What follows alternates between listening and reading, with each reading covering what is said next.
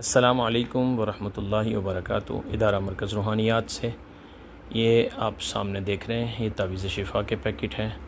ये इसी तरह एक पैकेट की तैयारी में अच्छा ख़ासा वक्त लगता है। तमाम अमराज़ जो यहाँ लिखे गए हैं ये भी, और जो इसके अलावा इसमें हिदायत लिखी जाती हैं वो भी। तमाम बीमारियों में ये मुफीद तरीन तावीज़ है। ये तकरीबन 2000 के करीब तावीज़ात हैं जो मैं बाहर के एक मुल्क में भेज रहा हूँ। वहाँ से इसकी बहुत ज़्यादा डिमांड है। लोग अल्हम्दुलिल्लाह ये मंगवा लेते हैं और मंगवाने के बाद जो है इसका बहुत ज़्यादा रिज़ल्ट है। बिलखुसूस जादू, जिन्नात, नज़र बद, घर में बंदिशें, रिज़्क़, रोज़ी, और ये जो खुदा न खास्ता जो दुकानें बंदिश लग जाती हैं, रिश्तों के मसले मसाइल हो जाते हैं, उन सब के लिए बेहद मुफीद तरीन तावीज़ात हैं।